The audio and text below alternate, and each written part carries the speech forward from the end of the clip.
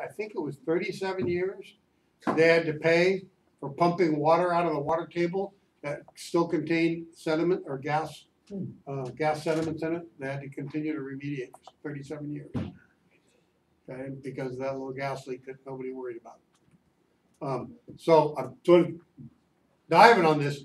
Even if you're ever working for anybody that's doing this, okay, there's some other things. You've got working for anybody that you know is doing something inappropriate, and you find out about it. There's a whole other set of laws that says you cannot conspire to break the law, which means if you know laws are being broken, you have to do something about it. This kind of stuff, it will always get found out. It just, you can't keep it hidden. So you really, really want to make sure if you are in the profession of changing batteries or doing some of these other things, and you're working with somebody who is, a whole lot of financial responsibility gets dumped on you, even if you're just somebody working there. So it's up to you to make sure that if I hire Mr. RC, I want to sit him down and say, okay, what are you going to do with your oil? Who are you taking to? What are you doing to dispose of it correctly? What are the processes and procedures? And they, of course, if they're a reputable company, will be able to answer those questions quite readily. And there's also some very specific rules around, so for example, like hazardous waste, oil, don't put any gasoline in there, don't put any solvent in there, don't put any paint thinner. When they come to pick it up, they're going to hold a sniffer wand in there. And if it ain't pure oil, you're going to pay huge amounts of money for them to dispose of it. Because now they can't recycle it. AES doesn't do that. They don't check it with a sniffer wand. Well, one of these days they're going to get caught, and it's going to get really ugly. Aztec does. Well, they did years ago. I don't know if they do anymore. But so batteries, they get dirty. We tend to forget about them and ignore them. They're in the back of the airplane, or they're buried underneath the engine and the firewall, or they're someplace that's sort of miserable and hard to get to. And they stink and corroded and yucko anyways. So truly, I think if you're doing oil services on the 50, you should get in there and at the very least inspect and rinse and make sure everything's okay. And every 100 hours, the battery should be pulled out of the battery box, everything flushed, make sure everything's clean, terminals cleaned up, everything correctly, checked for chafing or anything like that, and then put it all back together. That should be happening. Now, this is lead acid. With NiCads, which hopefully you'll never ever run into one of those in an airplane, their service intervals, they are so needy. Way, way high maintenance. Okay, if I sit it on a shelf or sit it in an airplane and the airplane's a tramp that never gets flown, it's pretty likely that the battery is going to self-discharge over time. Now, this rate, I don't know if the next slide, somewhere there I have a slide that shows the self-discharge rates. Lead acid, non-pressurized lead acids tend to self-discharge at the highest rate of the bunch. If it's dirty and corroded and yucko like that, electricity can travel right through that. Okay, it's a conductor, so it'll self-discharge at a much quicker rate. So, this is one of those cases where you really want to keep everything clean. Also, you don't want the bottom of the battery box to corrode out. Suddenly the battery's dangling out the bottom of the airplane. Okay, it's going to be bad.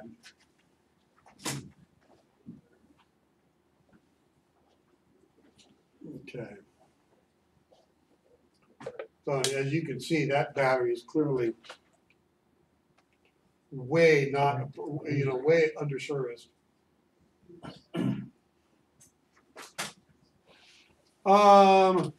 So yeah, this is an example of a Gill battery, 35 amp hour. I'm going to say it's a little hard. Yeah, this is actually a 24 volt battery, and it comes with multiple quarts of juice that go in there. You will not have 1 gram extra left over. I will suggest once you put all the fluid in there and everything's even, everything's happening, rinse out the quart bottles, rinse them a few times, get everything out of there, and then dispose of them. And you're not dealing with hazmat at that point. You know, I say don't save the electrolyte to top off other batteries. You won't have any left over to save.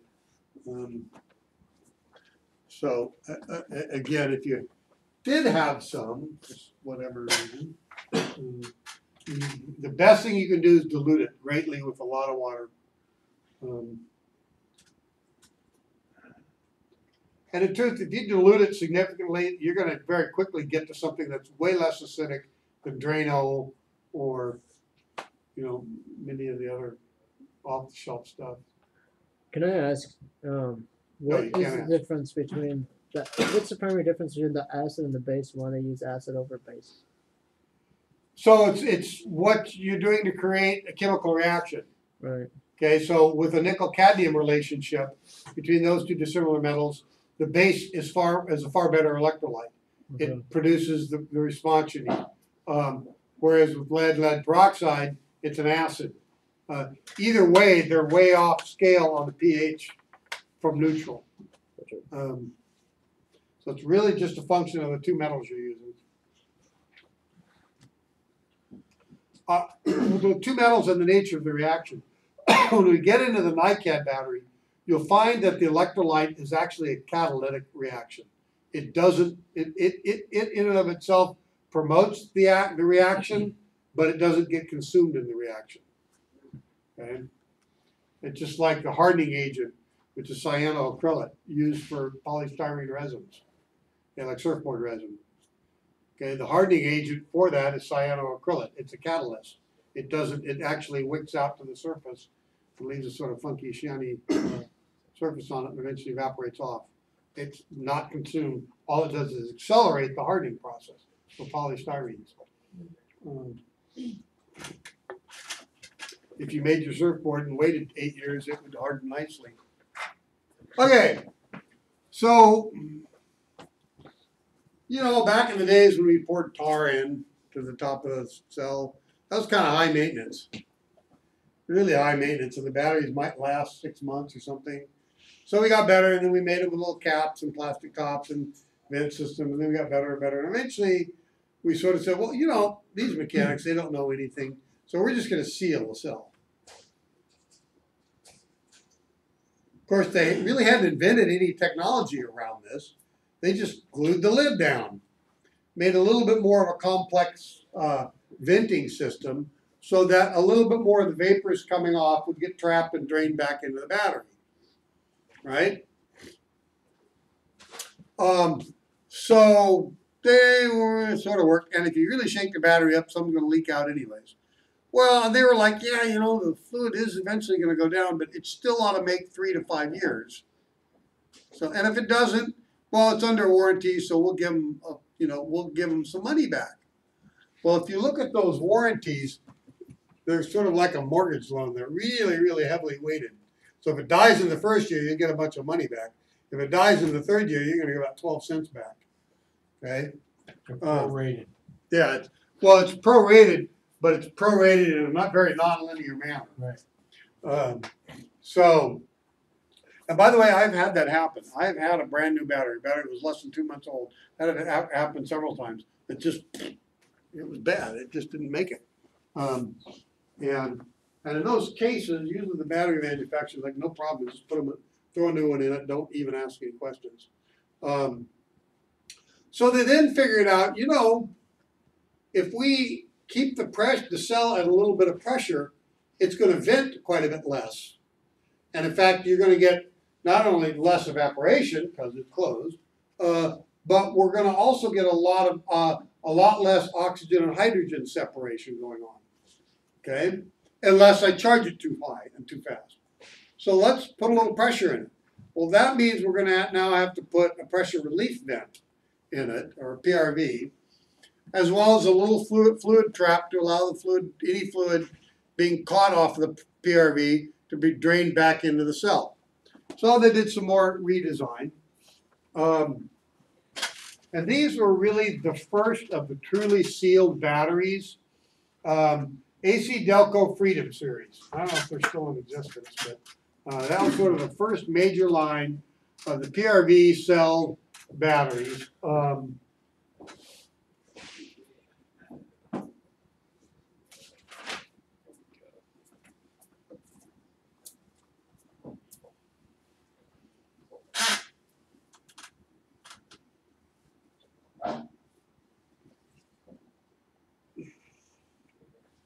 Now, it is possible that these batteries, or any battery really, a good example of this are going to be motorcycle batteries. Motorcycle batteries, almost universally, their vent system has a little spigot, and you can hook a hose up and drain the hose overboard. Most aviation battery boxes, they're not necessarily fully sealed, but they are fairly well enclosed, and they will hold water. So if I get some fluid in there, they'll hold the water so that they put a little spigot on it, and then it's your job to connect the drain out overboard and somewhere that it's not going to create a lot of corrosion. So that means part of your job is to make sure all of that is still good, it's clean, it's open. When you pull the battery out, service everything, throw a little water in there, make sure the water drains out, dry everything out, get it nice and clean in there. Okay, all of that should be in play. Okay. Yeah, there's some STC PMA approved. Wow, man, what does that mean, STC PMA approved? Oh, type data. Supplemental type certificate. Parts manufacturer approved. Authorization? Authorization. Well, it's actually a misnomer. A different type of battery than what came in the aircraft? Well, it's a misnomer. It's like saying over and out. Mean Okay. the same thing? No, I mean entirely contradictory statements. Okay. Over means I'm done with the sentence. I expect you to reply, and the conversation is going to continue. Out means we're done with the conversation. So it's one or the other, not both. Okay. Same thing is true here.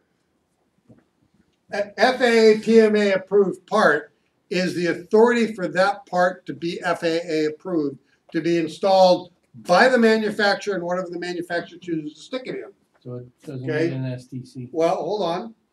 If I'm the manufacturer doing that, I could also, if I've got an airplane that doesn't have one of these, the manufacturer never chose to do this, I, as the manufacturer of the battery box, could also provide STC for a modification of that airplane using my PMA approved battery box. Okay? So they're sort of two, they're not contradictory, but they're two completely different. So if I'm John Q. Piper, Chuck Piper, I've decided, man, that's a pretty good battery. I'm going to buy a bunch of these guys and I'm going to put them in. Now all I have to do is buy the PMA approved battery box from whoever this company is. And what does it say? Bogart Aviation. Okay, buy them from Bogart Aviation, and I can install them. In fact, what I'm going to do is rip the Bogart Aviation sticker right off and put my own Piper sticker on there, because I'm the manufacturer of the airplane and I can do that. And it's PMA approved for that. On the other hand, Clyde Cessna over here, he built a bunch of airplanes. Yeah, I don't need that stinking box. But I'm like, man, these Bogart guys, they got a pretty good thing. Now I want to stick it in there, so what I can do is pull out their STC, FAA Form 337, properly modify the airplane using a PMA approved part. Doesn't have to be PMA approved, but in this case it happens to be. Okay. Now, of course, you know, $1,000 for some stupid little box. Wow. My guess is the 900 covers the liability insurance and the 99 covers the box. So you'll note there's sort of a weird looking, I think it's aluminum welded thing with a drain. There's a drain there, a drain there. Here it's got, looks like a little blast tube, can vent air into there. And then they've got chafe protected leads for, chafe protected lead holes for the leads coming out. Okay, and you're going to pull that out and clean it up, or at least pull the battery out of it and clean it up.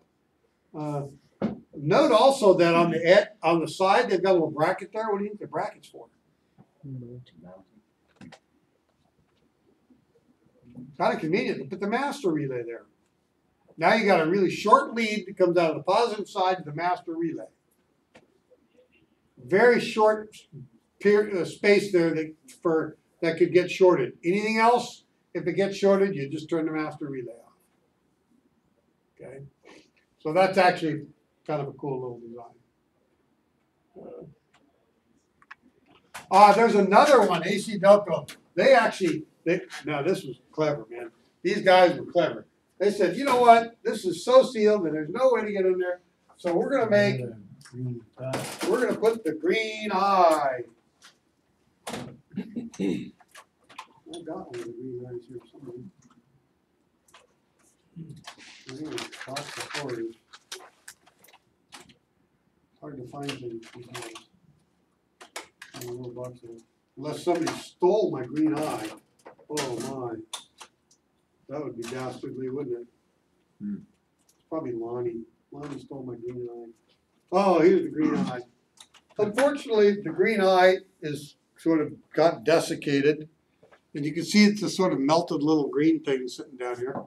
What it was a little ball that was designed to float if the specific gravity got above, say, 1250, somewhere in there.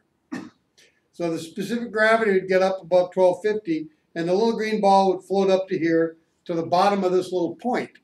And if I look down, that little point would refract, and the whole thing would look green. So all it was really telling me was that the specific gravity of the one cell this happens to be in, which oftentimes is right next to the positive, which is the one that usually doesn't go bad. But you look and you can see the greenness. Green, the green eye. It must be good. Well, it's just a cheap little hydrometer. Okay.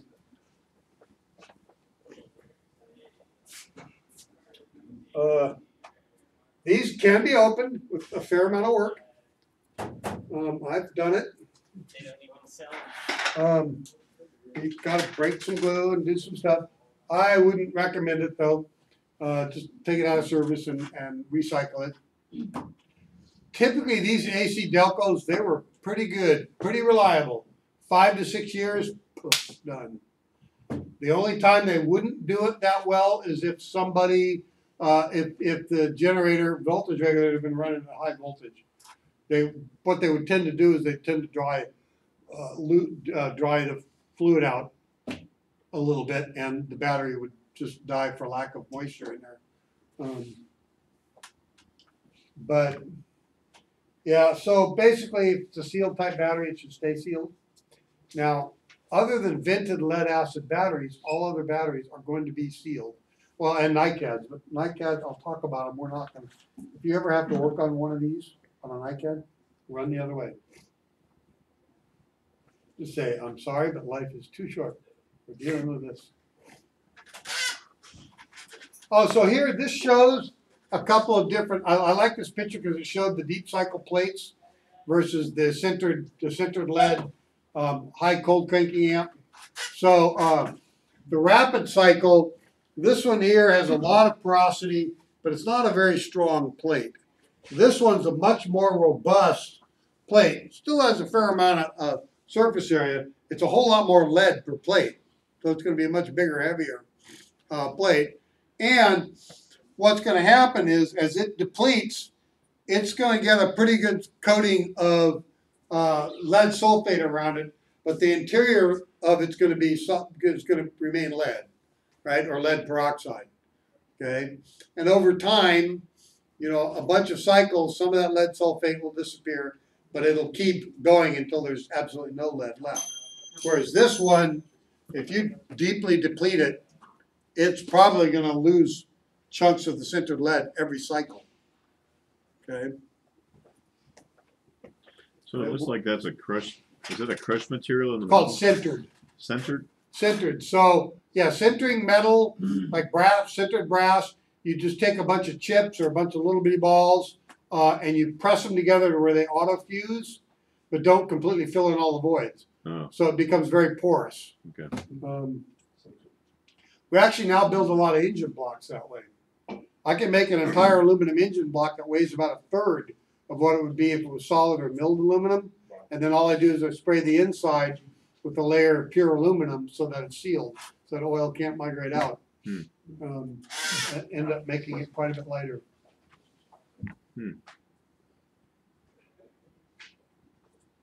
But we use sintered materials for increasing surface area or making a decent a filtration of some type. It's like the fins on the cylinder on the engine, right? That's what is that centered? No. Sintered would be like, you know, sometimes they make a little brass filter that sort of looks grainy. I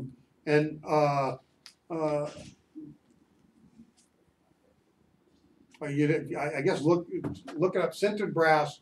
Look it up online. And I'll show you a picture of it. But basically, all we do is take a bunch of small nodules or filings of the material, press it together enough to where it auto fuses together, but doesn't completely, you know, it doesn't become solid again. It stays rigid, but it isn't solid with no voids in it. Okay, so what we've done here is taken a bunch of threads of lead, and you know lead is pretty soft and malleable, right? So we just pack it all together and pack it just enough to where it doesn't fall back apart again, and then shove it down in each one of these little grid voids. Now the liquid electrolyte can wick its way in there and all around all the different little threads of lead. However, the lead isn't very thick. So once it sulfates, it's going to sulfate and expand some. It probably is going to return back to its original shape if you completely deplete the battery. Well, it's okay. I don't want complete depletion. I want high rate of discharge for maybe 10 or 15% depletion. Then let it return back to its original case. Deep cycle, we want deep depletion, but it's structurally strong enough to do it. Okay, so once we figured out the pressure relief valve type battery is a pretty good deal, we said, hey, let's come up with some other ways to mess with the electrolyte just a little bit and reduce the rate of gassing. Now remember, we already had the idea of gel or semi-solid electrolytes in the form of all of our primary cells. Your D-cell batteries, all those one-time use batteries, they all have electrolyte, an anode and cathode electrolyte, but the electrolyte isn't water, it isn't fluid splashing around. So we said if we can gelatinize the acid in there, well, it turns out one of the properties of silicone is it will get rubbery and absorb water, and in a very neutral way. It doesn't affect the relationship of the acid or the water. So I can throw a bunch of these little gelatin beads in there, and yeah, if I turn it upside down, some water or electrolyte would drip out a little bit. But for the most part, the water and the acid is suspended in these little gelatin beads. The downside of this is that the fluid doesn't circulate that well. So as an electrolyte, it doesn't propagate the chemical reaction that quickly. So for high cold cranking amps, it doesn't work all that well. But it works wonderfully for deep cycle use. Okay? So hey, West Marine. You want to know how to add 10 zeros to anything? Put the Marine on it, right? Mm-hmm. You want to know how to add 100 zeros to anything? Put the word aviation on it. Okay, yeah. Crazy. It's insane. So at this point, we came up with the term non-vented, valve-regulated lead-acid battery. Okay? So there's vented and then the VRLAs. Well, the truth is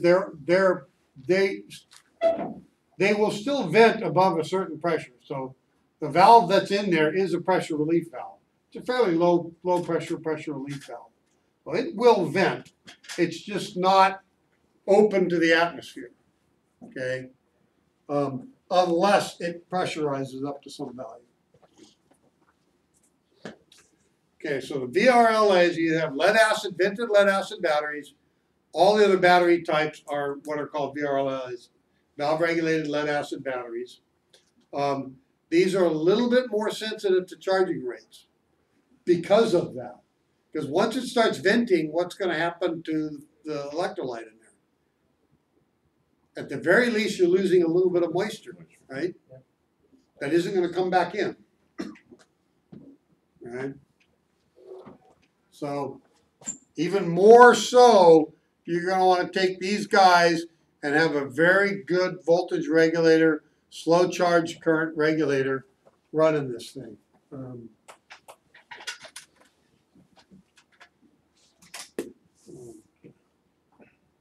I don't know if you guys have ever owned a motorhome, but the wiring to run both sets of batteries, the high cranking amp and the deep cycle battery off of one generator, one engine generator, as well as off of an auxiliary generator if it has, they typically have completely different power supply voltage regulation systems for both batteries. A little convoluted, and there's also a load balancing requirement there. So another term for the vented one are called flooded cells. They can discharge for a brief period of time at a higher rate than the flooded cells, but they deplete really quickly. Now, when I say deplete, I don't mean completely deplete.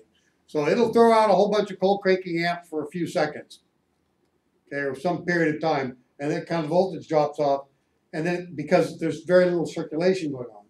So if you then take a breather, come back in an hour or two, or the next day, it'll do it again, okay, without recharging it. It'll do it again because now you've had some time for circulation. But remember, the electrolyte and the lead and the metal plates have to have some interaction. And at any one given time, wherever the surface of the metal is and the current electrolyte touching it, that's where the reaction is going to occur. That has to migrate and circulate around before a new fresh electrolyte gets moved into place. They operate at pressure, and I don't know what it is. It's like, a 2 or 3 psi. It's not much. It's a little bit more. They do cost more, and there's nothing you can do with them other than charging them. And you can throw a lead test on there, actually.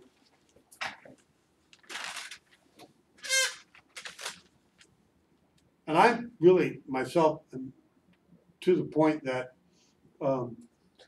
usually if you throw a charger on there and watch it over about half an hour, you can sort of see what, the battery is not, if it's a really old battery, throw it on there and watch how it takes a charge. Most batteries will start out low and the current will kind of go up for a while and then it'll start coming off. A battery that's starting to fail, it'll never really come up to a good solid current flow initially. I usually don't invest much more time in them. It's much easier to invest my time in convincing the customer it's time to get that battery out of service. Okay? Because what's likely to happen, 2 months later, they're going to come back with that battery having failed. And now, no matter how much you explained it to them, they're going to be a little disappointed in this experience, and therefore in you.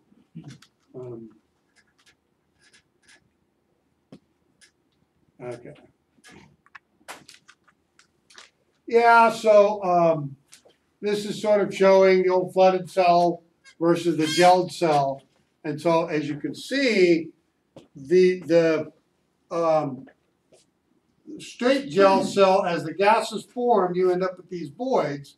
So this one, actually, this is more the AGM. I haven't talked about that yet. So the gel cell has some weaknesses. So what will happen is it'll quickly deplete, form some gases and bubbles.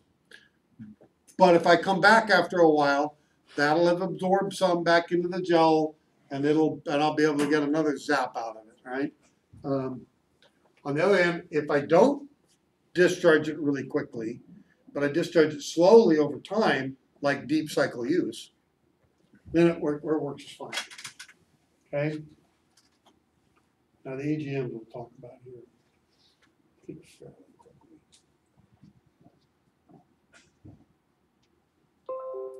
Yeah, next slide. So the AGM. AGM was sort of the pinnacle of newer technologies, and they've been around, I don't know, maybe 10 years, 12 years, something like that. What they did here is they said, we got this barrier between the two. What are we going to separator is what that chart calls it. But if we redesign this material, we can make a material that allows the liquid and fluid to move around in there. But any gases that form will get absorbed into this material. Okay, so any gas, hydrogen, oxygen, whatever, the material sucks the gases up like a sponge, but allows the liquid to move, transport through it like a sponge does to some degree. Okay? So, and this works, turns out it works really, really well if you operate it under 2 or 3 psi. Okay? So, it allows us to then say, you know, rather than sort of having this thing here, what I can do is I can take my mat, my 2 plates, and another mat, 2 plates, and I can package it, compress it all together. Because any gases that form, they will be absorbed right into the mat. So the plates are always going to have this liquid sitting on them at all times. Okay? These things are lighter. They also conduct way better, much lower resistance. Do you need something? Oh, okay. They have a much lower resistance than a standard vented or flooded cell lead acid battery. Okay? They will also take a very high rate of charge without too much damage to them. I can tell you with certainty that those statements are true, because this particular battery right here, it's an Odyssey PC680. It's probably, well, actually, you know what? It's been a lot longer because this one's about 12 years old. I took it out of service at 5 years just because I don't get stuck somewhere. Like, you know, Boscobel, Pennsylvania. Okay, don't I get stuck there? So I took it out of service. They said, well, they guys say these things are, you know, you can beat them up and do anything. I said, okay. So I said, all right, and put a light bulb on it. 4 months later, I took the light bulb off, put a charger on it at 15 amps. 3 months later, came back, it was warm the whole time. Sitting there. Of course, it topped off and sat there, whatever the charger could shove into it. Okay, warm, hot. Okay, now this is a whole year I've abused the snot out of this battery after being 5 years old. I then put it into use around the shop, doing a whole bunch of stuff, and it actually continued to work for about another 2 or 3 years. Just, you know, with occasional use and not really taking care of it. Well, you know, maybe once a year got charging it back up again. It finally got to the point that you could actually, it's gone away a little bit. You can actually see it starting to swell just a little, and it wasn't producing very good voltage. So I abused the snot out of this little thing. Now, having said that, in my little airplane, I had one that was only 2.5 years old go bad.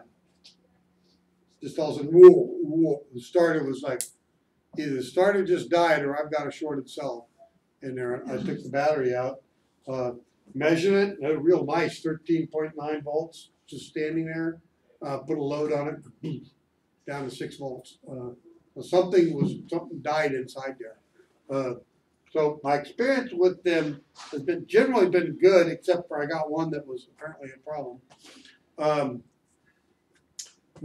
as you can see, one style, instead of making flat plates, they rolled them all up into little cylinders and stuffed them in there.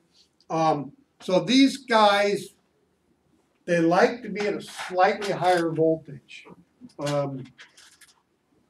There's some issues with this with respect to the manufacturers of all the other stuff that goes around the battery, like the rest of the car, or the rest of the airplane. And the airplane guys haven't figured this out. The car guys have. They figured out, look, the worst thing that can happen to us is the car comes in on a hook. Okay, that's bad for our reputation. So the AGM is a pretty good thing. Only we got to make sure that the voltage regulator runs a little bit higher. We said 14.2 was sort of the top end for a lead acid battery. These guys, they're pretty happy at 14.5 or a little bit more, right? That's okay, no big deal. Throw it in there, everybody's happy. In fact, your headlights are nice and bright. Man, that's good. Well, they don't last as long because they're still made for, you know, the lower voltage. In fact, all light bulbs are made for the lower voltage. Well, they don't really care. They like selling light bulbs anyways, right? So Then you come along, you put, you can't afford that $100 battery. Okay, you're starving students. Battery goes bad, so you go down to Dorman's or Kragen or whoever, you buy the cheapest thing you can buy, which is a vented lead acid battery, and lo and behold, it lasts like 8 months. Okay, because it's just way too much voltage for it. And there's nothing, no book anywhere.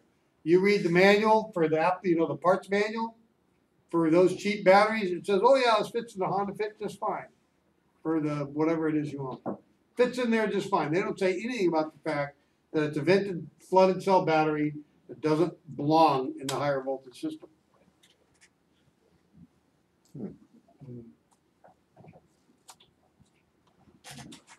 So these guys always have wonderful cold cranking. They have such a good cold cranking amp.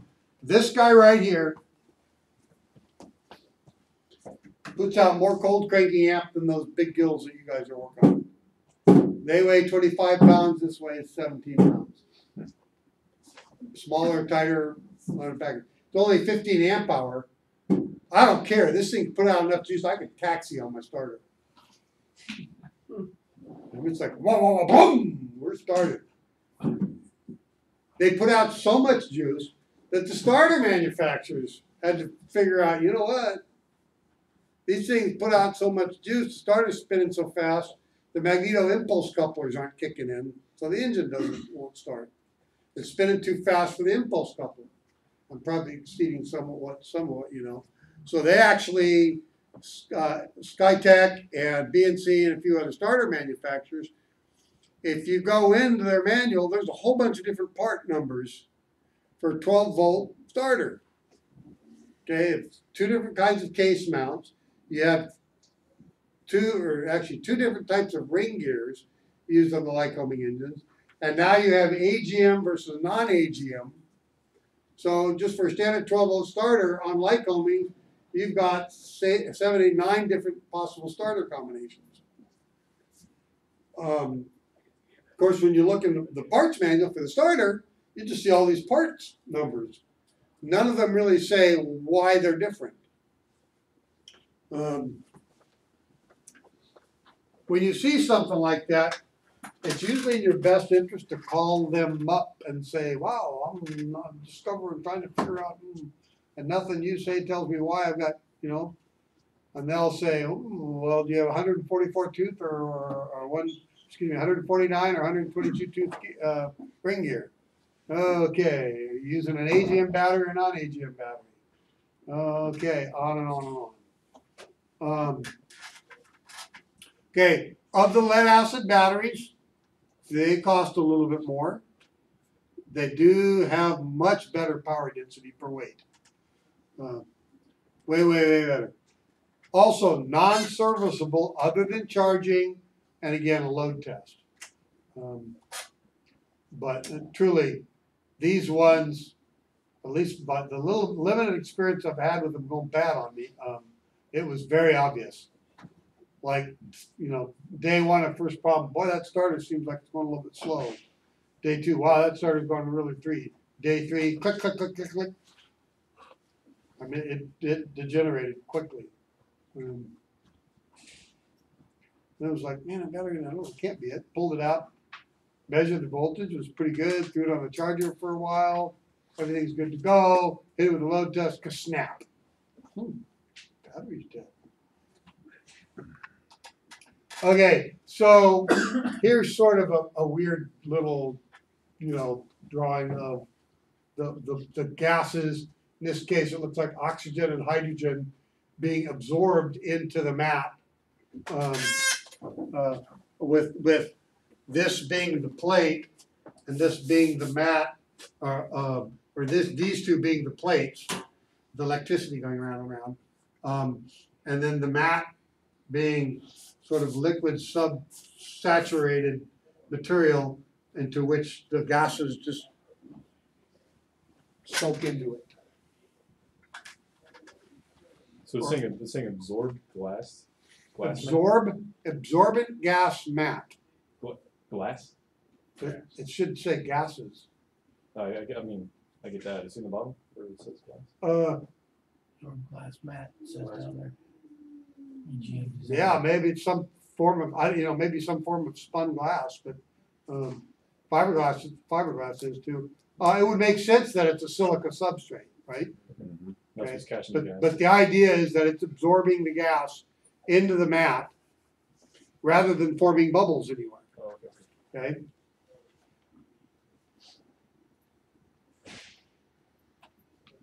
All right, so this is sort of a weird diagram. The valve regulated lead acids are far more efficient relative to converting, like a capacitor, relative to converting energy into heat. So in an AGM, if I take it through the full charge or discharge cycle, I will lose about 4% of that energy in heat. If I do it with a gel cell, I'll lose about 10 to 15% of the total energy going into the charge-discharge cycle in the form of heat, the battery being warm. The flooded cell battery, non-valve regulated, that's going to be, you're going to lose quite a bit. Okay, it's going to run warmer, both charging and discharging. Okay, so you're losing a little bit there. You said these are heat losses? Hmm? These are heat losses? Yeah. So the AGMs, they're far more efficient. Which is another way to make them a little bit smaller. You just don't need them to be as big because they're not wasting 20% of their capacity making unnecessary heat.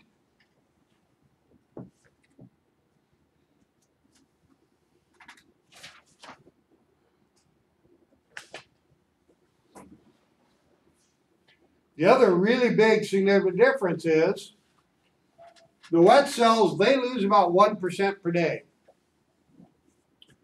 give or take a little. So after 100 to say 130, 140 days, they're going to discharge themselves. And I found that to be true. Just in playing with these batteries, in my little cabinet here, when, particularly over summer, between when you guys charge them and then we come back and do them again. They're pretty depleted after, maybe not quite 1%, but that they do discharge. Whereas the gels, and particularly the AGMs, it's about 2% per month. Now, from the manufacturing perspective, this is really cool. Okay? Remember, I put my electrolyte in here, the clock starts ticking. So too does the self-discharge clock. However, I can manufacture this guy, put a special number, tells me when I manufactured it. A few weeks later, I get it on the truck. A few weeks later, it gets out to Dorman's. 2, 3, 4 weeks, a month later, it gets sold. Okay? Now it's been maybe 2 or 3 months. It's depleted, what, 8%? Customer's never going to know it. Right? Never, ever going to know it. Whereas that other one, by the time Dorman's is getting around to selling it, they're at a place where they may need to pull inventory and recharge the batteries that have been sitting there for a few months.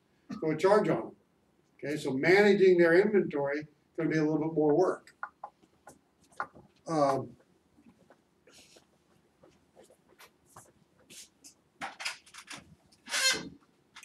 Now I am also, a lot of batteries always used to come with these little date things that you can pull the date stickers out. They have a tendency to get a little wiped out. With all of these, I'm inclined to either on the bottom, somewhere on the side, put a month year of being put into service. Now in the airplane world, you're also going to do that in the maintenance records anyways. The downside of maintenance records is a record like this, you only have to keep it for a year or till superseded by subsequent work. Now, fortunately, there aren't too many airplanes out there running these AGMs yet. So if you're going to put one in, yeah, the FAA is going to say, I'm sorry. That's a major change. Why are they going to say the major change? Because it meets at least 3 of the categories for a major alteration. Okay? It's not a change in the structural condition of the airplane, really. It's probably going to actually be lighter. It is definitely a change in electrical load of the airplane, the way electrical plane. It's definitely a change in weight and balance because it's a lot lighter. Okay, and it's definitely a change in the instructions to continue airworthiness because you don't do anything. Okay, bolt it in, take, right?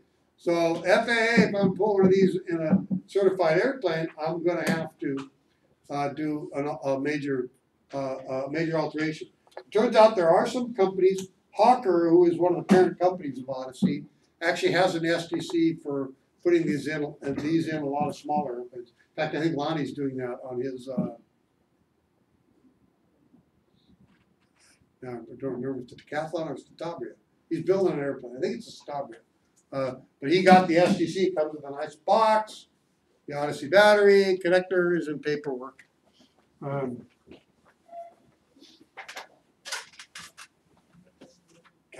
I hate going Q. It used to be, you go back to your toolbox and you stand there and you go, oh, wow, I forgot what I was getting. Okay. Now what happens is, I leave, I go back to my toolbox, and I forgot that I was heading away from the airplane. It's like, oh, here's what I got to do. And I get a bunch of new tools, get back out there and go, oh, wow, that wasn't what I was doing. It's terrible. Okay, NICADs. I truly run the other way. I don't know, are they still using NICADs like in, the little bitty ones that you use in like your digital camera? And I think even most of those have gone by the wayside.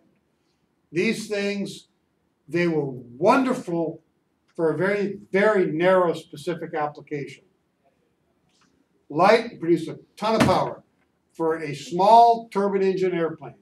So fighter aircraft, helicopter, biz jet, they were wonderful because they almost no internal resistance. They could produce a boatload of current for a solid minute or two, which is what you need when you go to start a turbine engine. Okay, reciprocating engine, it's wop, wop, wop, boom, boom, right? The turbine engine, it's like boom.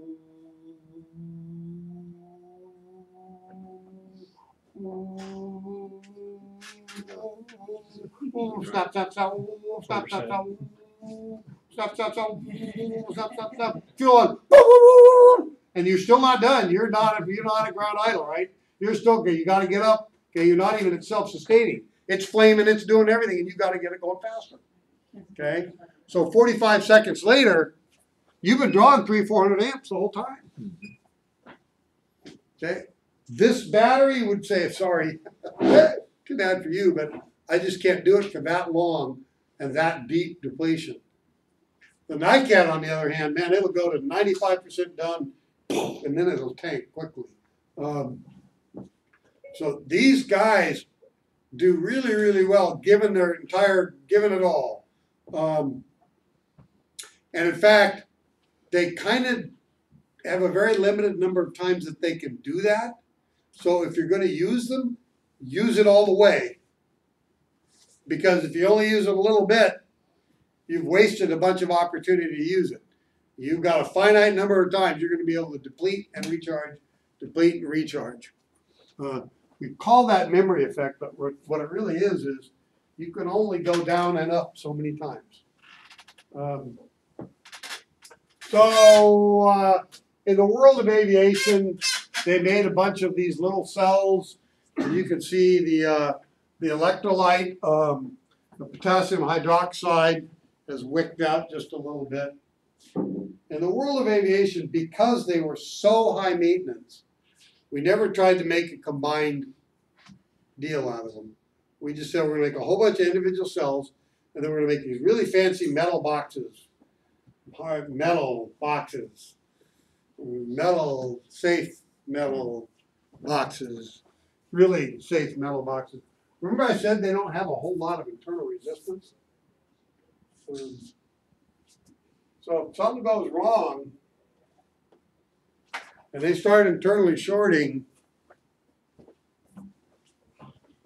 they can go Chernobyl real easily.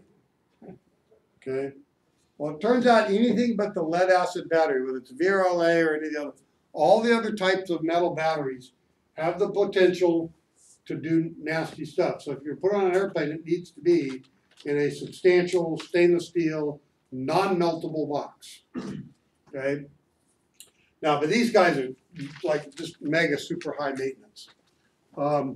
The potassium hydroxide that's used in here is a catalyst. It doesn't change. So measuring specific gravity doesn't tell you anything about its state of charge. What will change though is the fluid level will change dramatically as it depletes. So one of the first things you have to do before you service the fluid level is, make sure the plates are covered, but just covered, then fully charge it because it'll come back up. Right?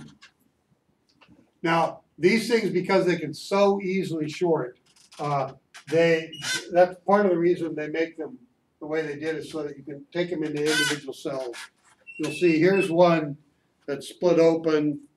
You've got the different materials in here and a sort of Dacron-like fabric, nickel and cadmium plates in here. And I'm probably going to die a foul death from having handled this. But as you can see, there's sort of a wicking and then a polymer separator between them. They do have a tendency to internally short. And when they do internally short, all the current that's available in the other batteries can try to go through that short as well. So it can get really ugly in there. Okay. There are still some FAA test questions around this, so I do recommend studying those questions and memorizing them. But I really, truly don't. I doubt. I would be surprised if you're ever going to actually work on one of these battery systems anymore. So, there might be some old Learjets, etc. out there, but most of them have either gone to the valve-regulated AGMs, which can meet the need, or if they're newer, they're going to the nickel metal hydroxide, nickel metal hydride, which is one of the other ones. So there's one that's all the cells are plugged together in its stainless steel case. All the interconnector plates are in there, and they're that's a very expensive. We actually have one of those out there, Christie NiCad battery charger that can go through. Not only can it burp cycle, pulse cycle, high or constant current, constant voltage. Pretty much any way you possibly want to do it, you can do it. It will also fully discharge the battery, so it'll take and cycle it from full charge to discharge to full charge in the interest of trying to rejuvenate it.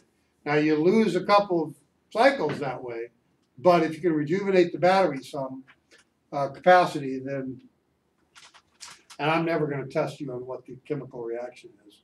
I don't care.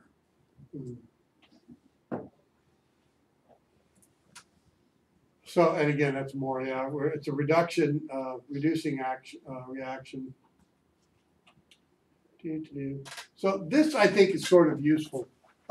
Very low internal resistance, so it can charge and discharge very quickly. And if you look at the voltage, stays very, very high. Stays very, very high. Very high. And here, right around 89, 90% somewhere there, it starts to tank very quickly. And about in here, you want to get off the key, right? No more, okay? If you go past 100%, the cell can reverse. Now, I've got 24 of these, or whatever it is, 15 of these, or 18, whatever, some number of these in a can, and one of them reverses. Okay, it's just now switched its lead. What are the other going to do? They're going to gang up on it and start trying to reverse charge it. Okay? Might take something, put a battery, and stick it in with a bunch of other batteries backwards. Aren't the other cells going to jump on there? And yeah, absolutely. They're going to see it as a load and try and reverse charge it, which is going to cause it to get very hot. Very Chernobyl-like behavior. The other problem with these is because of their low resistance, when you get them to full charge, their resistance doesn't go down or doesn't go up like it does in a lead acid battery. It keeps trying to charge, which then starts damaging both the electrolyte as well as the plates. Well, there's sort of a fancy brand new cell sitting there. Looking all pretty. It gets very hot, so don't overcharge it. Truthfully, actually overcharging any battery is a bad thing.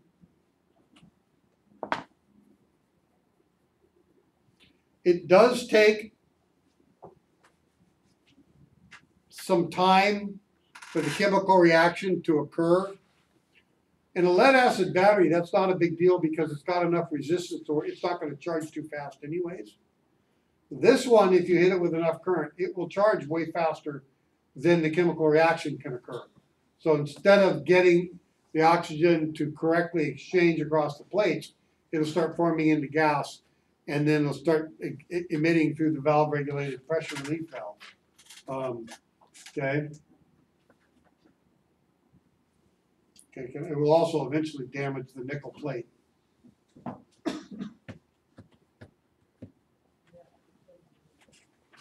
So one of the terms for NiCad memory is actually called voltage depression. And essentially what's happening is the state of the plate gets to the degree that big chunks of it, as they form larger micronucleation, they're really not very conductive. And so in those larger states, a whole big outer portion of that micronucleation stops participating, okay? Well, partial discharge and recharge is what forms those more than anything else. So at that point, that part of the matter stops participating in your cyclical reaction. If you keep doing this, eventually that can form a dendrite and puncture through this polymer into one of the other plates, and then there'll be enough voltage potential between those two to where it will become conductive. So you'll note they make a bunch of little bitty plates that allow you to go in here and just you discharge the battery as much as you can and then put all these plates on to dead short the cells to take them into a full zero state. Okay? And then leave it that way.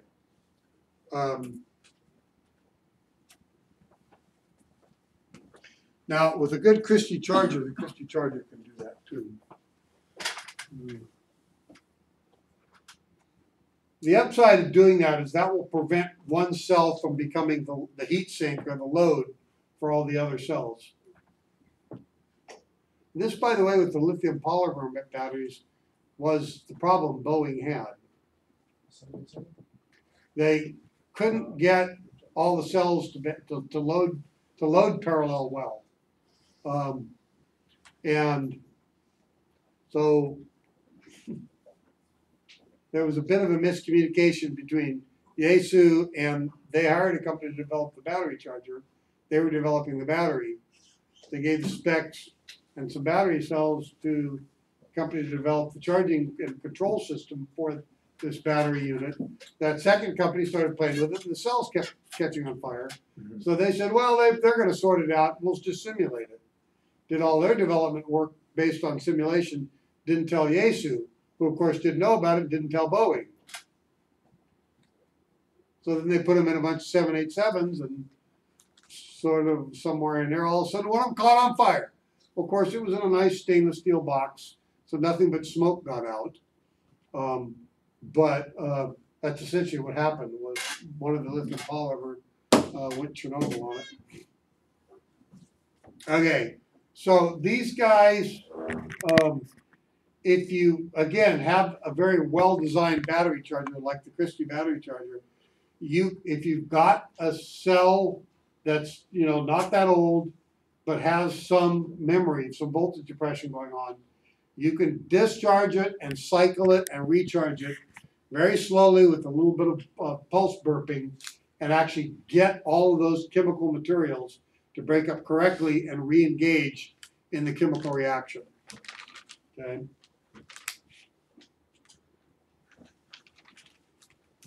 I threw this little graphic down here. It's not like the bottom half doesn't work all of a sudden. There'll be patches and areas that get taken out. You guys think, well, it just doesn't charge up, but what you don't realize what's really happening is its capacity has declined. So it's sort of like saying, I threw a bunch of golf balls in the gas tank, right? So now I keep filling it till it's full, but I only actually have 5 gallons in there instead of 10 gallons. So I keep running out of gas sooner. Okay.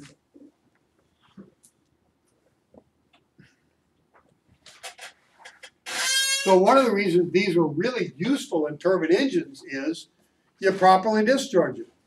They actually were pretty good for DeWalt drills as well. Okay? You run it till it goes, wah, wah, wah, wah. Dang it. Pull it off, stick it in there, pull another one out, put it in, good to go. Right? Fully discharge it, charge it, okay? On your laptops, however, what do you all do when you get here? Set your laptop down, plug it in.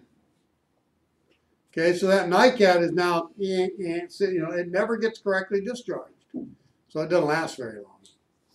So my guess is the development of some of the newer technology, nickel metal hydride and ultimately lithium polymer, partly was we the user misusing the technology.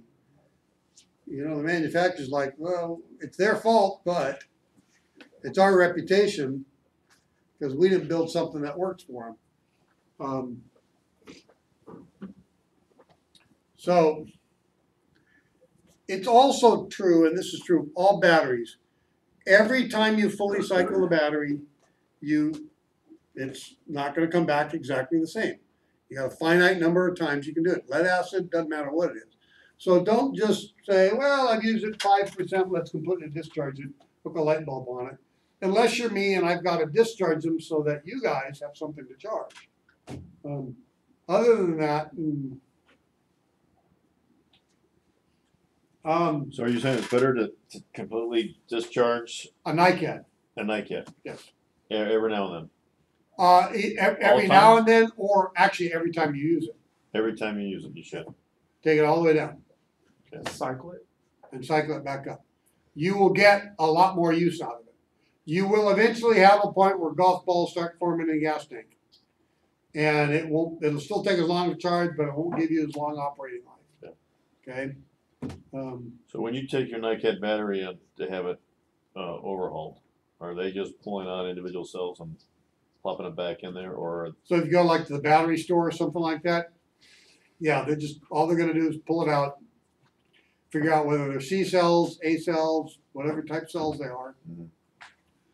Grab the same number of cells, put them together, use a spot welding, stainless steel spot welder to build up a new set of batteries, stuff them back in there in the case, if they can get into the case. If they can get them in, okay. Yeah.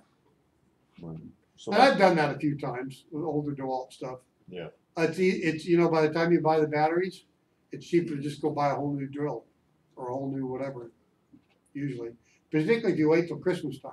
Now, I'll give you guys a clue though. You walk into Home Depot.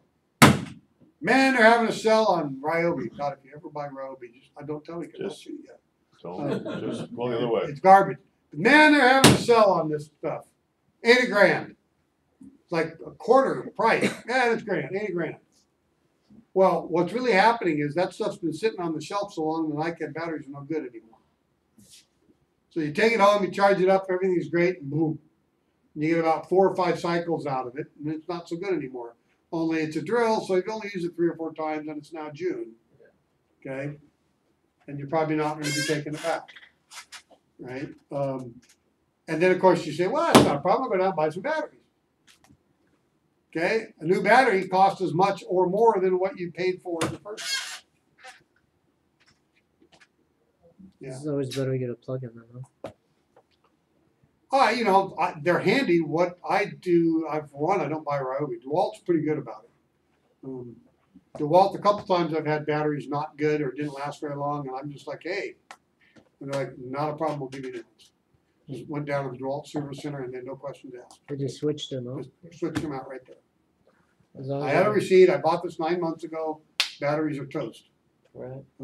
Nowadays, I think all DeWalt, everything they sell now new is all lithium ion, though, they don't sell like that anymore. You know, but, you know, and they're smaller, actually, they're 18 and 20 volt ones, they're a little bit heavy. They have a small series of 12 to 20 volt, or excuse me, 12 to 14 volt drills and drill hammers that are really lightweight.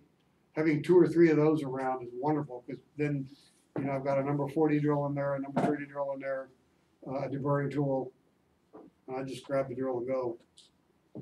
Can whip right along.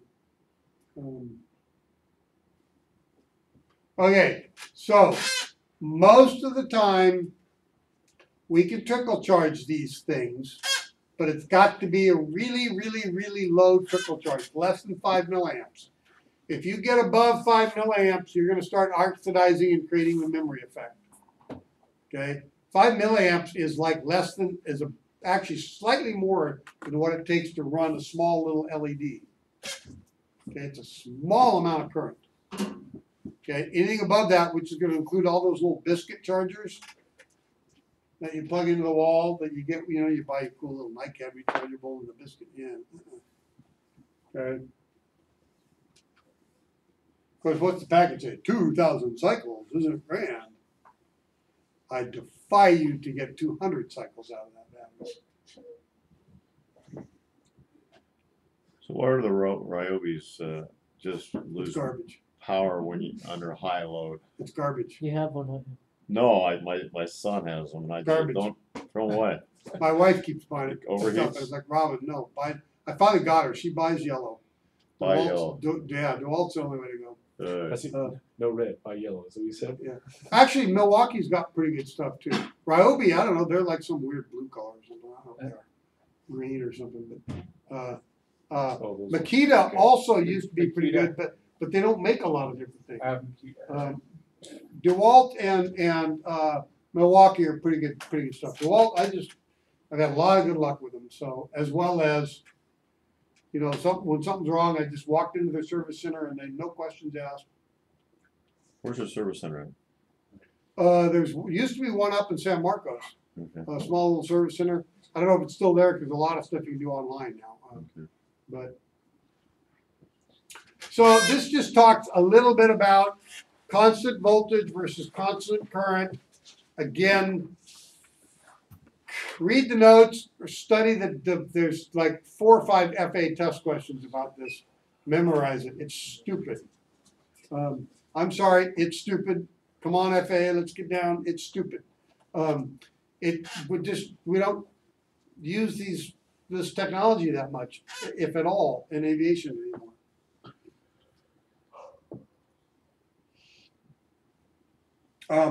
One of the things that is interesting about a NiCad battery is right just about the time you get to full charge, the voltage, if you're keeping it constant, will suddenly go up a little bit. And it's a small amount, it's a very small amount. The voltage will go up and it's boom, shut it off right there, you're done, you're fully charged. So you need some kind of a system that's sensitive enough to be able to tell, oh, we just got the voltage rise, shut it off. Otherwise, it's going to go into that oxidizing thing and start destroying the battery, damaging the battery. The other thing that's important to note is now that we've moved out of lead acid and into the other metals, you have to monitor temperature of the cell. Okay? If you don't, you're setting yourself up for issues. Now you guys will note, any one of you pull the battery out of the back of your battery and look down and you'll see there's more than 2 electrodes. Okay, there's either 4 or 5 electrodes. The other electrodes are temperature monitoring and communication to the power supply in the computer, so that they can control the rate of charge based upon temperature data available. And if you open the little battery pack, you'll find there's a little microprocessor in that battery pack.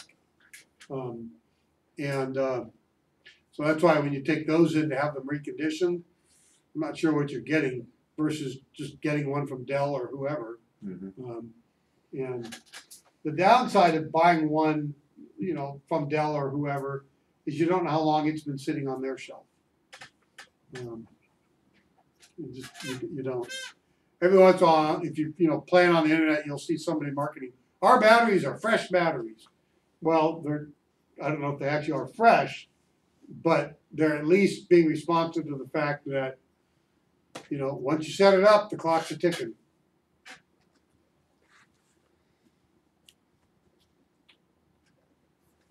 So yeah, so we can monitor voltage change. We can also monitor minor shifts in current. It's not going to help us too much with the NiCad though, because the resistance is so low. The current doesn't, the current has nothing to fight against, so it doesn't really change.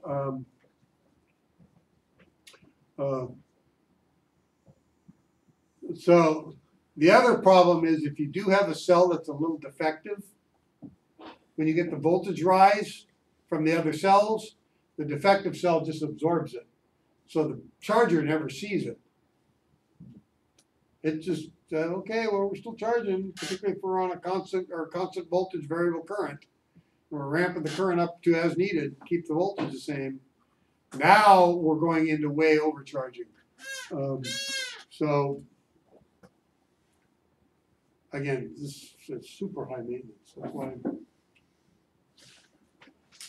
So the constant current is what the cheapo little wall chargers do.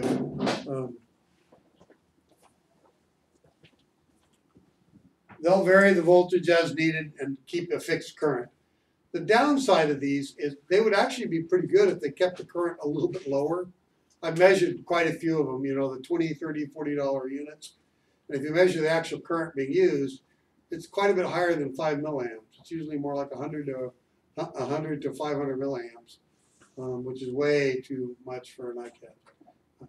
They do that because they don't want the customer to wait 3 days for the batteries to get charged up. Well, I understand that. But you're not going to get the advertised 2,000 hours, 2,000 cycle time out of the battery, having done that.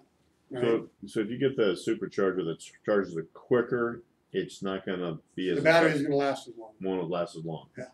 Okay. Yeah.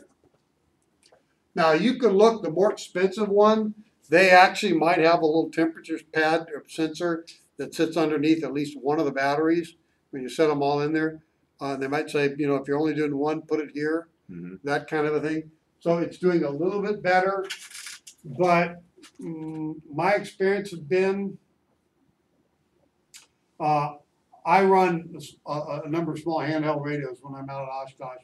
I've found that dealing with all the rechargeable ones versus just getting a big pocket full of throwaway batteries, a throwaway battery, set of throwaway batteries lasts all day in my radio use. So at the end of the day, I just throw them away, stick 2 new batteries in. That's way easier to deal with. Maybe it's not as environmentally friendly, but now I'm not dealing with chargers, I'm not dealing with batteries going weird on me. I use the primary cell and I'm done with it. These, by the way, on these little trickle chargers, they will overcharge. You, the user, is expected to turn them off. My lovely bride didn't get that one time, and it got so hot it actually sort of melted the battery, the little holder for the little NiCad batteries for her camera. I guess we're lucky we didn't burn the house down, but she was really frumpy about it. Of course, I'm reading the directions, and it says right there. And so I didn't say, honey, you ought to read it. After 20-something years of marriage, I know. Just take those directions and burn them quickly.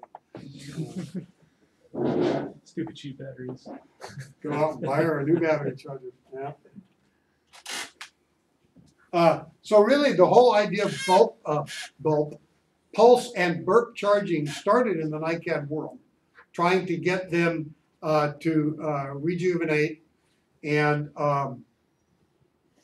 in those cases, what they would do is 1 second on, 5 milliseconds off, And then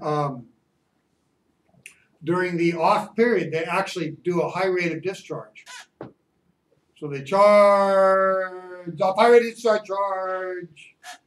Okay, and each step they're adding a little bit more, but by doing that, they do a fairly good job of diffusing the oxygen within the electrolyte and create, instead of big, huge globules of material formation, as the nickel hydroxide is reforming, it does a much better job of forming back into its original state. This, of course, requires you to fully discharge it, then bring it back up, and you may actually have to take it through a couple of cycles. Is that milliseconds or Huh? is that milliseconds? 5 milliseconds? Yes. Now recognize these cells are hundreds of dollars a piece, just for the cell. Hundreds of dollars a piece. The entire battery system is thousands of dollars.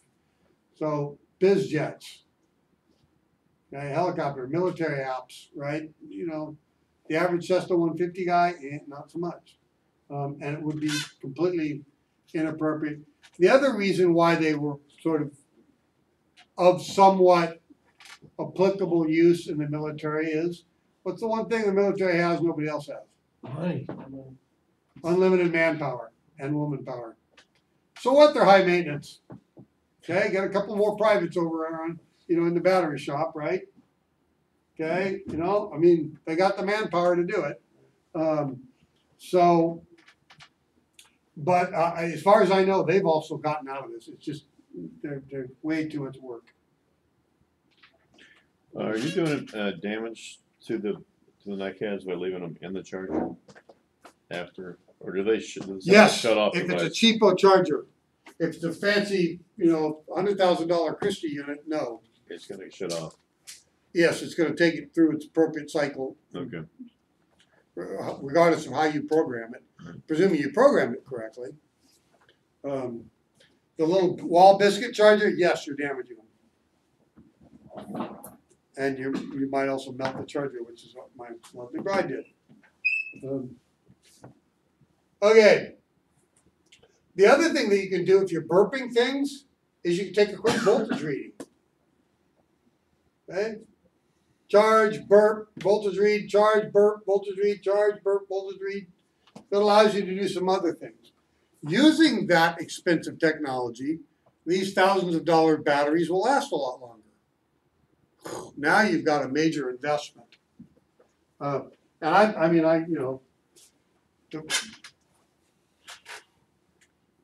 guys down at Brown, what were their name? I can't remember his name. Wayne something or other. Had a battery shop there for years, and all they did was NICADs. Okay, and all the biz jets would fly in there every 3 months. Okay, and he'd turn around every 3 months doing the maintenance on the NICADs. You had to do NICAD maintenance about 3 times as often as oil maintenance on the engines. And of course, as they started going out of favor, some of those battery shops went away. Okay, so yeah, some don'ts. Don't discharge them just for the sake of discharging them, unless you really you have the correct equipment and it's an expensive battery and you're trying to rejuvenate it. You do want them to discharge pretty readily, not necessarily every time, but you do want to take them through pretty significant discharge in normal use. That's somewhat why the drill, the power tool, that's actually not a bad medium for this kind of technology, because we tend to do that. However, the downside is, like any battery, over time they decay and go bad, with or without use.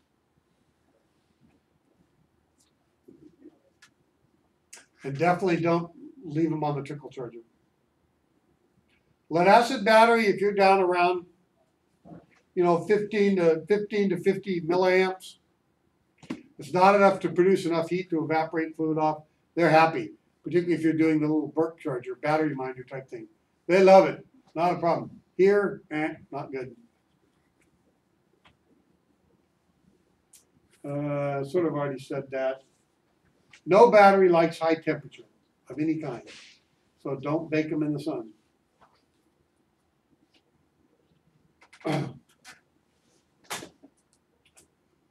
So when you saw all the little plates stuck on there shorting the cells, that's what was called full discharge. It's also called equalizing, and they literally did take them all the way down and let them sit for a day or so. The other important thing is the base, the potassium hydroxide is extremely corrosive, way more corrosive than the lead acid, the acid in the electrolyte, the citric acid. Therefore, you do not want lead acid stuff to touch NiCad stuff. Don't use the same tools, different battery bench, different end of the building, maybe even different building altogether. Okay? You do not want to bring them together, you will get a big bang. Don't do this at home, but take the wine bottle, pour a bunch of baking soda in there, and then shoot a bunch of vinegar in there, put the cork on it, and run. Okay? The base, baking soda, and the acid, the vinegar, they're going to mix, and they're going to start building a whole lot of pressure. And either the cork may come out, or the wine bottle may come out. Don't do it. It's a stupid thing to do. How many times did you do it? Huh? How many times did you do it? Until I had to pull some glass out of my ass.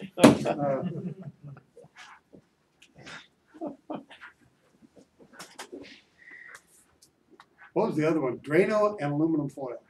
That does it too. Well, that will produce hydrogen. Yes. And then you can take the hydrogen and get, one of those, the dry cleaning bags, fill the dry cleaning bag full of hydrogen, Light it. okay? Tie it off with a string, let it go up and light the string, and pretty soon the string lights the bag. Did you ever make one of the, split the water into the HHO gas? No, I've never I've done that done before. that one, but yeah, Thankfully, so I got somebody else to light it, yeah. and it was loud.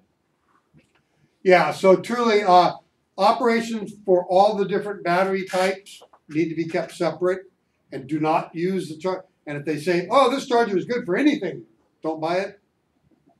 Okay, there's no way that a charger can measure voltage on a battery and say, "Oh, we know it's an iCAD."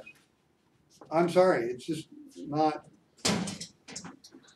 So the chargers they have for the little B, AAA, C, AA. Yeah, those don't really do much, do they? Well, there's some fairly expensive units in the $50 to $100 range that are probably pretty good. That'll keep them going. But I still don't think you're going to get the 2,000 cycles or whatever they're claiming Right. out of the battery. I just sort of reached the point that I stopped using the little rechargeable batteries. Yeah. Unless it's like it comes with the camera, it comes with the, it's already in the iPhone. Oh, right. Yeah. So yeah, it's potassium carbonate. We use no metal brushes cleaning electrodes from the batteries. No stainless steel, no brass, no fiber brushes. Okay, and keep the fiber brushes separated. Truly, this one has gone the way it's gone because of sitting around for a long, long time. But if I saw a battery regularly in use, and we were seeing that kind of corrosion pretty profoundly, I would expect that what's happened is these metal pieces in here that project through, the seal that seals them has broken, has been compromised. And now, because of the pressure valve in here, the pressure valve isn't open. Instead, electrolyte's wicking up along the edge of the post and giving me this kind of condition. Okay. So, and note I say excessive. That's excessive. A little bit of potassium carbonate there is to be expected. It's normal. So you're fine. Yeah. So Again. it's 18. Cover it because of stuff that is full. Yeah. It's going bad. Oh, that's the total. More charging. All right, a couple more slides on NICADs. So like I said, the electrolyte level will change with the state of charge, but the specific gravity is not affected by it. So it's not useful. Like their lead acid partners, you only service them with distilled or pure water once it's at a full charge, or if the plates are slightly uncovered. Bring it up to where they're just covered, then charge it up, see where it's at, and then if you need a little bit more, go ahead and do it. Once it's fully discharged. Huh? When it's fully discharged. No. Oh, when it's Fully charged. Oh, Because as you charge, it'll rise. oh, okay. Okay? It'll rise somewhat. Okay? All right. So I already said that as the plates, if they're being managed badly, plate reforming will cause these dendrites to form, which will puncture their way through the separator and create a short. If that occurs after the fire is out, take the battery out of service. Also, same thing if you get a reverse cell. And again, a reverse cell is a pretty scary situation. I had part of a reverse cell.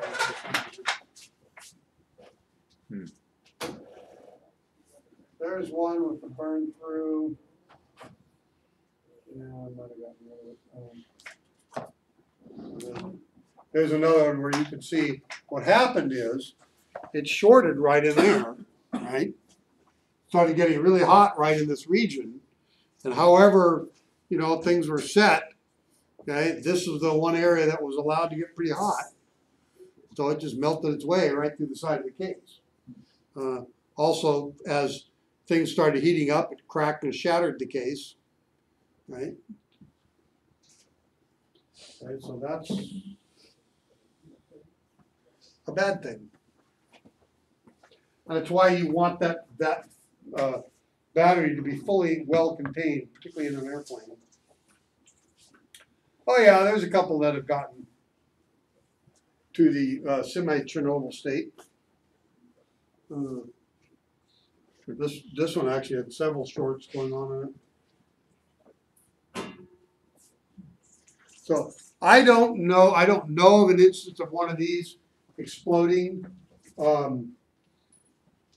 Probably because they are well contained in a stainless steel box. But there are many examples of these swelling to the point of rupture or doing a burn through.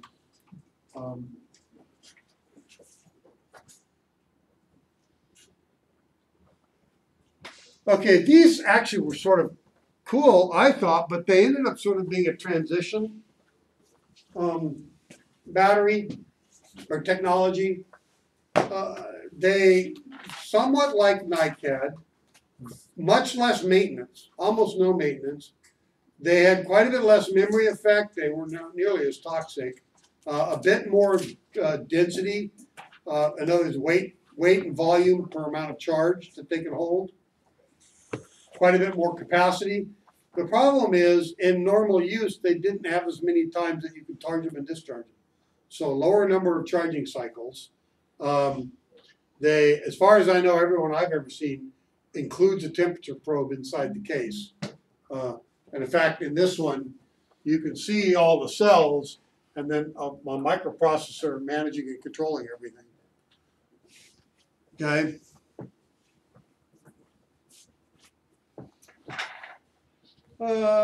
Maybe for about 4 or 5 years.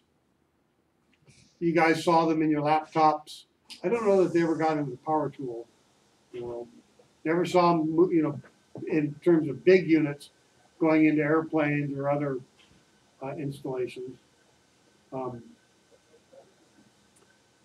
I also think this is one of those ones where, as the technology was being developed, so too was the lithium ion or lithium polymer ion technology.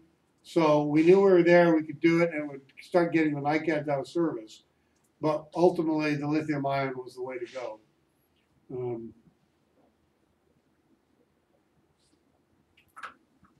Okay, so lithium polymer ion. Lipos, lips, not the highest rate of cycles, 300 to 500, maybe 800. Almost no memory effect. So you can cycle them pretty readily. Lithium, I thought I said it somewhere in one of the slides. Lithium is one, if not the lightest metal out there. So it's super light. However, it doesn't like being deep discharged, whereas a NiCad can do quite well. Nickel metal hydride, by the way, doesn't either. But so these need to be used a little bit more like a lead acid battery. Take them down to 75 or 80%, but not too much more. And again, we're still going to end up with an anode and a cathode, but we're going to create a polymer barrier that, unless an electron is shed by the atom, it doesn't really matter which one, but unless an electron is shed and given another route, the atom, and I think it's oxygen in this case, can't make it through the permeable barrier. If it loses it, the oxygen can then migrate through the barrier and come to the other side and collect the electron again. Okay? This is fairly similar to fuel cell technology as well. Whereas only with fuel cell technology, what we'll do is we'll use methane to convert the methane into hydrogen, and then use the hydrogen atom as a means to carry the electron transport. So, but in those cases, it's kind of cool. You got this unit, and you pour actually a little liquid. It's really clean alcohol, which then the reformer converts that into methane and then hydrogen, and the thing just works like a battery. It just starts producing current, and the alcohol gradually goes down, and then you pour more in. And but it's got to be right now. The technology with fuel cells, it's wonderful. It's technology, but it's dependent upon a really, really clean fuel source, and none of our fuel sources in large quantities are very clean. Like the fuel that comes out of your stove or your water heater, the natural gas, it's terrible. It's remarkably dirty as fuels go. Gasoline, terrible. Most of the hydrocarbon fuels really, really dirty compared to what they need. So lithium polymer, one of the cool things about them is because they have such a high capacity per pound, they are a natural solution for something that moves, like an airplane or a car, or, okay? Because they don't really have the memory effect problem. They're also pretty good for that. Put it in your car, you got 200-mile range. Okay? Drive it 199 miles and park it, plug it in. You'll get the most life out of your battery, or the most miles out of your battery. Okay. So note that the cell voltage of the lithium polymer is a little bit higher. Remember we said with these standard D-cell batteries, it's like 1.5 volts. And with the lead acid, it was 2.113. Now we're getting a little bit higher. Okay? This is going to be one of the highest single cell voltages out there. Oh yeah, there it is. Lightest of metals. The downside of lithium, it's not quite magnesium, but it's pretty darn close. Okay, it loves to oxidize with a high degree of ferocity. They expand, is that what it is? Oxidize. Are these batteries that expand or something? That have issues with phones? Lithium polymer, no, they explode. It is explode. And they like to combust. Yeah. So remember the days of the old photographer, and he sits there, and this thing goes kapoosh and flashes above him, and a bunch of smoke comes off? Well, that's magnesium oxidizing. Lithium is kind of the same.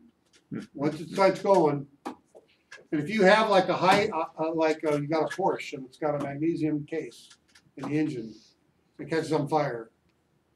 Fire department's going to show up and they're going to break out their little coat hangers and marshmallows, because there ain't nothing they got on that truck that can put it out. Lithium's kind of the same way. It burns really fiercely, really hot, And it's such an intense flame that if you put water on it, it just adds to the fire, causes the metal to explode and adds to the combustion process. Most of the other agents that they throw on it just add to the fire or don't do much to snuff it. I know on board ship, when you have a magnesium fire, their solution usually is bulldozer. Push it overboard as fast as you can. So the other thing about this is we don't do, we actually don't need a whole lot of lithium in here, in this. And the lithium in and of itself doesn't really get consumed in the process like the lead acid does. So anyways, and of course, because it's so unstable, I don't care. If you pick it up and walk it across the street, DOT is going to want to know about it. Really, the truth is, if I had one in my pocket, no big deal. If I had 45 pounds of lithium polymer batteries, that's enough to do some damage if it got going. Yeah, I shouldn't throw it in a box and ship it anywhere. I should do, and it is not a state offense at this point. It is a federal offense. The FBI will come find you. It also means that if you're working in the airline industry, who are now starting to use these a lot, you got to make sure you're not in that situation where it's like, you're told, hey, throw this box on the airplane. It's going over to Chicago and they need it. It's got a bunch of these batteries in here. That's what caused the value jet accident. Okay, it wasn't batteries, it was oxygen candles. But they threw a bunch of oxygen, a big box full of oxygen candles on top of a tire in the front of the airplane. As the plane was being backed out on the ramp, the tug stopped suddenly and then kind of jerked it and then came to stop while the whole thing tipped over. Boom! One of the oxygen candles went off and started burning with a tire now on top of it. Okay. The plane continued taxiing out because it didn't know it was on fire in the cargo compartment. Huh? They didn't safety the candles either. Yeah, there was a whole bunch of stuff they didn't do. So, Now you got fire, oxygen, tire, which is fuel. the plane was fully engaged before they ever took off. Oh, really? There were no sensors in board because it was a Class C category cargo. There were no smoke sensors in the cargo hold. The Boeing, or not a Boeing, but the plane was wired for the sensors, but they didn't have the sensors. They'd had a previous accident in the United States. And the airlines all said, oh, it's going to cost us too much. Every other airline, international airline on the planet said, oh, we want the sensors in. FAA said, well, it's going to cost them too much. Financial hardship, so they didn't do it. Okay. Now we ended up in the situation, crash and burn, everybody dies. And now the FAA has to eat egg on their face if they admit it was a problem, so they're still not going to admit it. I believe they have since come back around and quietly said, all right, everybody, we got to do, to not be able to tell that a plane is fully engaged, and they were able to clearly prove the degree of melting and damage that occurred to the plane could not have occurred in the 9 minutes it was in flight. They've redone it a bunch of times. It would have taken, at the shortest amount of time, it would have taken 14 minutes. It could not have occurred. The plane was fully engaged on fire before it took off. And if you think about that, oh my God, just insane. Well, with substances like this, and I may actually have somewhere. Oh, well, here's the ones from the Boeing. So there they are. Okay, that's what it looked like. And that's the 787 that got a little smoky. Okay, and you can see containment occurred. It distorted here a little, and then here it kind of distorted quite a bit. So it did contain it. My understanding, a lot of smoke got out, but it did contain the bulk of the fire. And Isn't that the one where the ground crews were like, hey, you guys are on fire? I believe The that's. IPS couldn't detect the battery fire? Yeah. This is the one that they, by this point, I think they'd sold over 100 airplanes, and they were all grounded. for months. Cause there was no sensor in the months. battery compartment for a fire.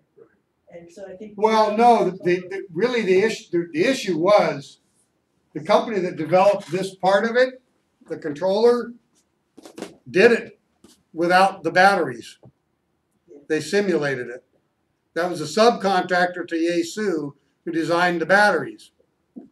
They didn't tell Yaesu that the reason they had to simulate the batteries is because they kept catching on fire. Meanwhile, Boeing never heard any of this because they were like 2 subcontractors out.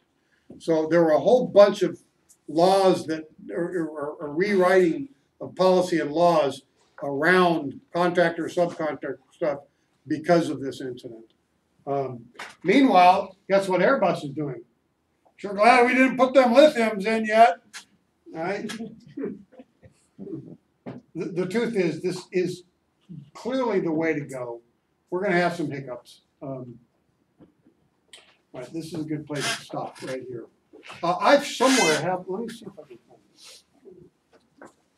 find it. I may have it here, otherwise I'll show it to you next week. Well, that's right, they tell me it's a holiday, huh? Yeah. So no class. Yeah, I'll find it. Somewhere I've got, so wait a minute, don't get in a hurry, because we still got to do one more measurement. Oh. And I got to give you my homework. The homework for next week, or for